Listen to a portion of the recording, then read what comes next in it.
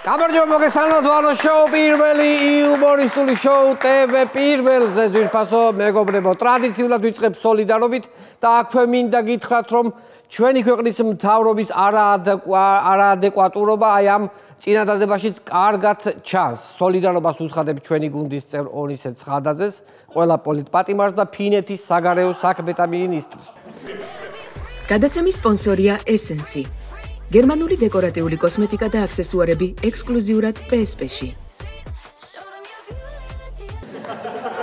ეუთოს თავმჯდომარეს ელინა ვალტონენს. ხვდებით ხომ როგორ აბსურდთან გვაქვს საქმე 5000 წინალი დააჯარიმეს ეუთოს თავმჯდომარე გზის გადაკეტვის გამო ძვირფასო მეგობრებო არ მოგესმათ.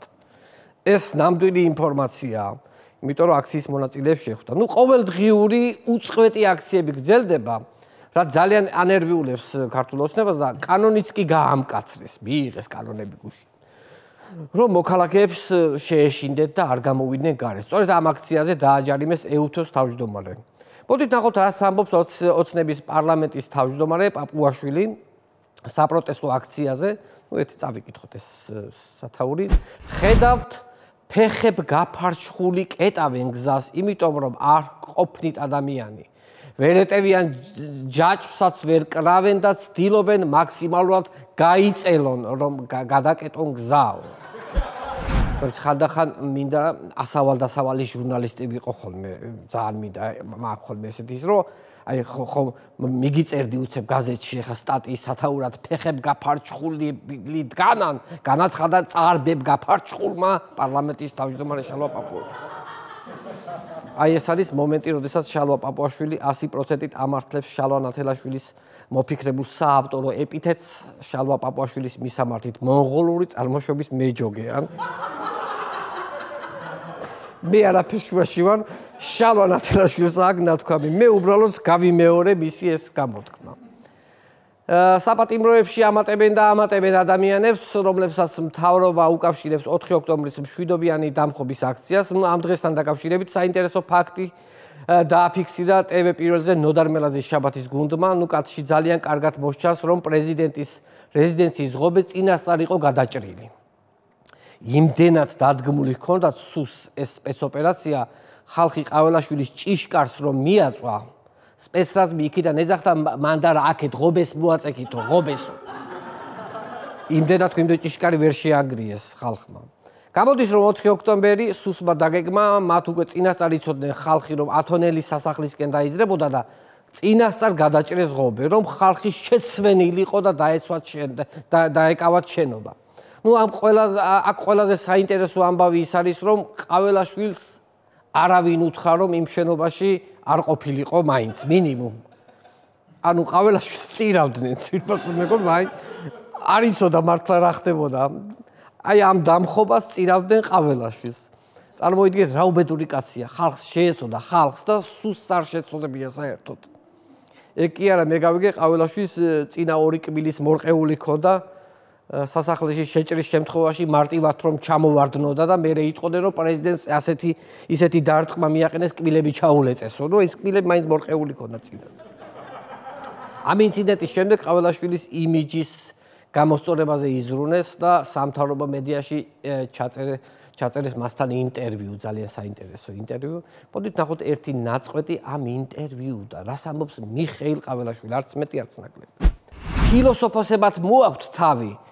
დეკარტეს, ჰეგელს და კანტს ასწავლიან, რაც არ უნდა ჭეშმარიტებისკენ მიდიხარ, მაინც რაღაც უნდა მოძებნო, რომ იქნებ კიდევ არსებობდეს რაღაცა.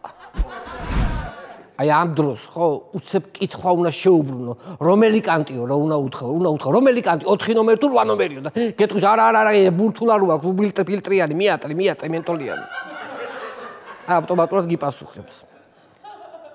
ყველამ კანტის და ჰეგელის კითხვა თუ დაიწყო, არ ამგონია ბიძინამ დიდი ხანი გააჩეროს. ჭკვიანი და განათლებული რომ იყოს, მაგისტვის არავის დაუნიშნავს მანდ. რა ბაგაჟიც გაქვს, ის აწყობს ბიძინას. გააქვს მხოლოდ ჰაბიტუსი, ხო და შეირგე რა. შეირგე, რა თმინდა ახლა ეს ფილოსოფოსობა. 4 ოქტომბრის შემდეგ ქართულმა ოცნებამ დააჩქარა 1 წლის წინანდელი დაპირება და იწყებენ ოპოზიციური პარტიების აკრძალვაზე მუშაობას. ნუ აკრძალავენ ყველას, ვინც ნაციონალურ მოძრაობასთან იყო და არის დაკავშირებული. აკრძალავენ წევრებს, აკრძალავენ აქტივისტებსაც და ნუ მხარდამჭერებსაც. ბატონო ბიძინა, მე მგონი ირაკლი კობახიძე ამ კანონით აპირებს ის კაციც დააკავოს, ვინც მთელი 9 წლის განმავლობაში აფინანსებდა ნაციონალურ მოძრაობას. ბატონო ბიძინა, მიხვდით, ხო, რომ მე უფრო კარგი მინდა თქვენთვის, ვიდრე ირაკლი კობახიძეს. მიხედეთ ამ კაცს, ძალიან აიშვა, ძალიან. ჩემი აზრით, ამ კანონით უნდა აკრძალოთ ყველა. აბსოლუტურად ყველა, განსაკუთრებით ის ადამიანები, რომლებიც 7 ნოემბრის აქციების შემდეგაც რომ მხარს უჭერდნენ სააკაშვილს და რომ იძახდნენ, რომ დაუნახავი უნდა იყო ის, ვერ დააფასო, რაც კეთდება დღეს ქვეყანაშიო. ხმა მიეცით ნაციონალურ მოძრაობასო. ვერ ვიხსენებ ვინ ამბობდა ზუსტად, მაგრამ აშკარად რომ ქოცებშია ეხლა ეს ადამიანი დიდ თანამდებობაზე, ეს ნამდვილად მახსოვს, იმიტომ რომ აი ეს ჩამესმის, ხმა მიეცით ნაციონალურ მოძრაობას, მახსოვს. საიდანაც მახსოვს. მალე უკვე ყველა პარტია აიკრძალება, ანუ რომელი პარტიას დღემდე თვლის, რომ არჩევნების გზით უნდა შეცვალოს ხელისუფლება, ქართული ოცნება, აი ამის საშუალებას კრძალავენ. ანუ იმ პარტიებს მინდა მიმართო, რომ თქვენ რო თვლით, რომ აი არჩევნების გზით უნდა შეცვალოთ ხელისუფლება, აი ის პარტიებს კრძალავენ, მაგასაც კრძალავენ. ერთი სიტყვით რუსთაველზე ფეხი რომ დადგათ, მაგასაც აკრძალავენ მალე. ანუ დემოკრატიული ფორმით ცვლილებას რაც ეხება, ყველაფერს კრძალავენ. რადიკალური ფორმები თქვენ არ მოგწოთ. ამიტომ მე მოვიფიქრე, რომ მფრინავი ხალიჩები ვიყიდოთ და ყველამ ამ მფრინავი ხალიჩით გამოვიდეთ რუსთაველზე მშვიდობიანად. თან ქუჩის გადაკეთვაშიც არ ჩაგვეძლება, იმიტომ რომ ჰაერში ვიქნებით. ჰაერში და ასე შევარყებთ ამათ, შევარყებთ. ერთი სიტყვით ზღაპრული ფორმებით უნდა მოუღოთ ამათ ბოლო. ოღონდ მშვიდობიანად. ზღაპრული, მშვიდობიანი ფორმებით. აი ეს გავითვალისწინოთ. ერთი სიტყვით არჩევნების გზით შესვლა ფაქტიურად გამოირიცხა. ახლა დარჩა მხოლოდ ერთი ვარიანტი, თავისით თუ ჩამოიშლებიან. ესე ბოლო ვარიანტი გაგვაქვს ეს, რომ აი თავისით ჩამოიშლებიან. აი ამ ვარიანტს უნდა დაელოდოთ, ოპოზიციას მინდა მივმართო. მანამდე რომ არ შეგცივდეთ, ჩვენ სტუდიებში უკვე გათბობა ჩავთეთ. ფედივრად გათბობა, მოდით ჩვენთან და იქნებით ჩაღუნღულებულები ამ ხელისუფლების თავისით ჩამოშლამდე. ისხედით აქ ჩათბინულები, ჩაღუნღულებულები და ილაპარაკეთ და მე თავისითო ჩამოიშლებიან, მე რაღაცა თქვენს გამოხვალთ მე გარეთ. ამ კანონებით ქართული ოცნება იცით რამდენ ხანს აპირებს ხელისუფლებაში ყოფნას? 2030-მდე? 2040-მდე? არა. ამ კანონებით აპირებენ, რომ უსასრულოდ იყვნენ ხელისუფლებაში. აი როგორი უსასრულოც არის ორბის რეკლამა TV პირველის ეთერში. ბატუმი, ეხ ბატუმი, დარარირარარა ბატუმი, დარარირარარა. დარარი ბაბარა, როგორი აქ დამთავრდა. მე ისე ბატუმი, ეხ ბატუმი, დარარირარა ბატუმი, დარარირარარა. დარარირარარა. ბატუმი, ისე ვიწყებ. აი ესეთი აი ამ დრო აი ამდენი ხანი იქნებიან ძვირფასო მეგობრებო. აი მართლა ვერ ხვდები ხოლმე ამ მთავრობის მოშორება როგორ სურთ მშვიდობიანი აქციები და არჩევნებით. მოდით ერთ რაღაცას გეტყვით. სახში თუ პეპელა შემოფრინდა, შეგიძლია ნელა ხანგრძლივი და მშვიდი მეთოდით დაეხმარო როგორმე გავიდეს ღია ფანჯრიდან და ბუნებაში განაგზოს ლამაზად ფრენა და ფარფატი. ესე გააფრენა და გაფრენ. ეს პეპელას. ხოლო თუ სახში ტახი შემოვარდა, შეუძლებელია იგივე მეთოდით ესე გაუშვა. განდევნო გარეთ. ამიტომ კარგად დააკვირდით, ვინ მართავს ქვეყანას, პეპელა თუ ტახი, ძვირფასო მეგობრებო.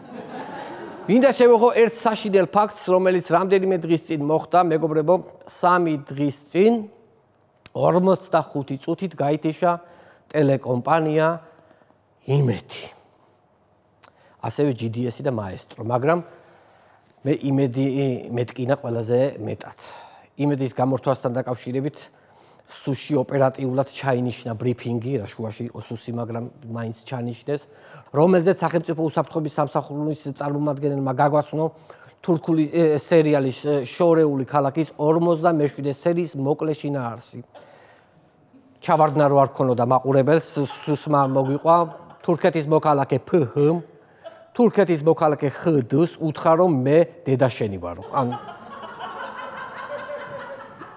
სულ რაღაც 45 წუთით იყო გათიშული ტელეკომპანია იმედი და ის იყო რომ ხალხმა გამოფხიზლება დაიწყო მიხვდა რომ არანაირი ომის პარტია არ არსებობს, ევროპა რომ არ გურყნის და კაცები რომ რძეს არ ვიწველებით, მაგრამ ამასობაში აი ისე ჩაირთო იმედი და ეს ხალხი დაუბრუნდა იმ თავის გაბრუებულ მდგომარეობას რაშიც იყო. კიდე კარგი რომ სამუდამოდ არ გამოირთო მთავრობის პროპაგანდისტული არხი, თორემ მერე ვიღა მოგაწვდის საოცარ ინფორმაციას. მოდით ნახოთ როგორ იყენებს მთავრობა პროპაგანდას. ნახეთ როგორ ნიუსია. ავსტრიაში მამაკაცმა სქესი შეიცვალა, რათა პენსიაზე 4 წლით ადრე გავიდეს. კაცი. რატომ უნდა დაეკარგა ეხლა ის 4 წლის პენსია, ხო? კაცი იყო, ქალად გადაკეთდა, უფრო ადრე მოუწია პენსიამ. წარმოიდგინეთ ევროპაში ნამხელა პენსია, რომ აი ამ ნაბიჯს დგამს ადამიანი. ახლა ეს კაცი 1-4 წელი იქნება ქალი და 65 წლის რო გახდება, უკვე კაცებსაც უწევთ მერე პენსია და ისევ დაუბრუნდება იმ თავის ძველ სქესს შეულებრივ. პოზიტიური კუთხით უნდა შეხედოთ ამ ამბავს. პოზიტიური. კიდევ კარგი ჩვენთან მხოლოდ 20 ლარით იზრდება პენსია, წარმოიდგინეთ 2500 евро რო იყოს. რას ჩავიდენდით კაცმა არ იცის. ძვირფასო მეგობრებო. რამდენიმე დღის წინ სამთავრობო მედიაში გავრცელდა გოგა ხაინდრავას მოსაზრება, ნუ ჩემი აზრით საერთოდ უნდა ამოვიღოთ კონსტიტუციიდან სამარცხვინო მუხლი, რომელიც უკავშირდება ნატოში და ევროკავშირში საქართველოს გაწევრიანებას. ნუ არაფერი გვესაქმება იმ გარყვნილ ევროპაშიო. აი შემოგვიცულეს ნელ-ნელა რუსებმა რეფერენდუმის ჩატარება უნდათ, რომ ახლა უკვე ოფიციალურად უარი გვათქმევინონ ევროპულ კურსზე და უფრო რომ გაამძაფრონ თურმე დაამატეს ლაპარაკში, რომ ევროპაში ბავშვებს სქესს უცვლიან და მშობლები ხმას ვერ იღებენო. უფრო რომ დაგზაფრონ, ხვდებით, ძვირფასო მეგობრებო. თითქოს მშობელი დგას, ვიღაცა მოდის, გლეჯს ბავს, მიჰყავს სქესის გადასაკეთებლად და ამ დროს მშობელი ვერ აპეშრება, უძლურია. ალბათ რეფერენდუმში კითხვაც ესე დასვამენ. გარყვნილი გეი თუ ხარ შემოხაზე ევროპა, თუ ხარ საჯიშე ქართველი, მაშინ შემოხაზე რუსეთი. პირდაპირ. ეს კვირა საინტერესო ინიციატივების კვირა იყო, მოდით ნახოთ თეატრულუკიანის საგანმანათლებლო ინიციატივა. საგამოძიებო კომისიის დასკვნის ტექსტს ძალიან ბევრი წიგნივით წაიკითხავს. მუშაობთ, რომ ეს წიგნი თვის ბოლოს იყოს ხელმისაწვდომი. რა კარგი იდეაა, თეა, რა კარგი წიგნის მერე იქნება, აი თეამ ეს ყველაფერი როგორც პიესა ისე გამოსცეს, რომ დიდმა რეჟისორებმა სპექტაკლები დადგან. ამოვიდა ყელში სულ ეს ჩეხოვი, ბრეხტი. აღარ მოვიდათ, რომ წულუკიანის პიესების მიხედვით ვდგამდეთ ქვეყანაში სპექტაკლებს. ხო შეიძლება რა? მე ვფიქრობ, რომ ეს სახელმძღვანელო აუცილებლად უნდა შევიტანოთ სკოლებში. ბავშვმა სკოლის ასაკიდან უნდა იცოდნენ, ვინ იყვნენ ეს სისხლის მსმელი ნაციონალები. ეგ კი არა, მე ვფიქრობ, ანატომიის წიგნში რომ კანგაცლილი ადამიანი ხატია, ხო ვიცით, კუნთები და სისხლძარღვები რო უჩანს. მის ნაცვლად გატყავებული სააკაშვილის ნახატი უნდა იყოს მთლიანად.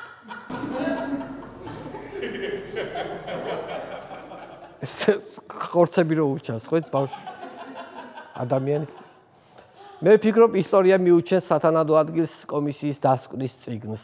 ისევე როგორც მიუჩინა ადგილი მაგალითად ლენინის შრომებს, ცეკას ყრილობებს და სხვა ლიტერატურას ძირითადად რეგიონებში, კერძო სახლის ეზოებში მდგარ პატარა ფიცრის ნაგებობებში.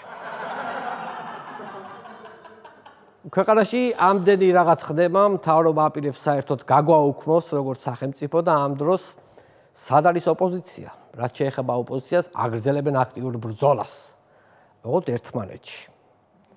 ისეთი შთაბეჭდილება მექნება, თითქოს რაღაცა ჩემპიონატს ვადევნებ თვალს, ძვირფასო მეგობრებო, ოპოზიციას შორის არის რაღაცა რაუნდები, ერთმანეთის ჭამის. ახლა დარჩა ორი ოპოზიცია და ამ ორიდან ვინც მოიგებს, მერე ხდება ფინალში ქართულ ოცნებას. აი ესეთი შთაბეჭდილება მრჩება.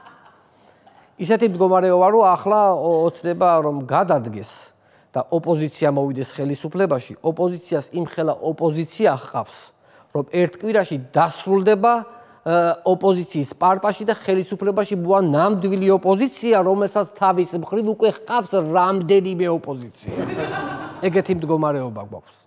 მოკლედ ოპოზიცია არ ყავს, ამიტომ დროა გამოვაცხადოთ ვაკანსია. სურველი უნდა აკმაყოფილებდეს შემდეგ მოთხოვნებს. უნდა ქონდეს ერთი ტრაკი, ორ ტრაკიანები არ გვინდა. არ უნდა სჯეროდეს, რომ ესენი მშვიდობიანი გზით სწავლენ და უნდა უყვარდეს საქართველო. ფხიზელზეც. აქ მართლა გამაგიჟებს ეს ოპოზიცია უკვე მეორე კვირა ოპოზიცია თოქ-შოუებში დაუსრულებლად განიხილავს 4 ოქტომბრის დღეს. და ისევ აგრძელებენ ერთმანეთის ლანძღვას. მე მინდა მივმართო ოპოზიციას, გახსოვთ ადრე ლელომ რომ გახარიასთან შეთანხმებას ვერ მიაღწია. მერე ერთმანეთზე რაღაცა კრიტიკული განცხადებები რო გააკეთეს და ერთმანეთს გაებუტნენ, ხო გახსოვთ? ან თუნდაც ის გახსოვთ დროამ და ევროპულმა საქართველომ რომ თქვენს რომ ჩვენ ნაცებთან არ გავერთიანდებითო და ერთმანეთს ლანძღავდნენ. ან კიდე ის გახსოვთ შერგოლეიშვილი და ბოკერია რომ ოპოზიციასთან ერთიანდებოდნენ.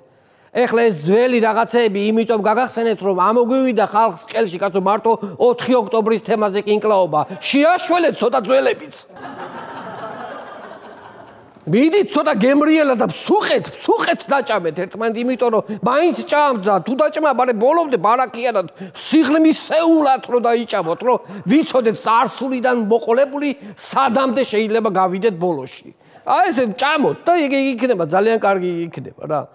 მადლობა ძვირფასო მეგობრებო, ეს იყო ჩემი მონოლოგი და იმედია სულ მალე ჩემ შოუს კლავ გააფორმებს ბენდი თამუნა ლეკვეშვილის ხელმძღვანელობით, ხოლო მანამდე მე ჩემი ძალებით გავაფორმებ გადაცემას ბათუმი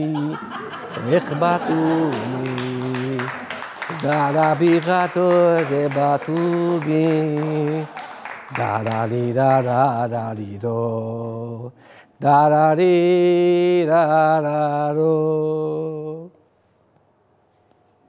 ბათუმი დარანინანა ბათუმი ასე წყდება იქრეგლება. აი უცბად წყდება. დიდი მადლობა. გადაცემის სპონსორია ესენსი. გერმანული დეკორატიული კოსმეტიკა და აქსესუარები ექსკლუზიურად PSP-ში. იპოვე ჩვენი არხი შენი ტელევიზორის პულტზე. მაგთი ნომერი 45. სილქნეტი 345. ახალი ქსელები 345. მარტივი 45.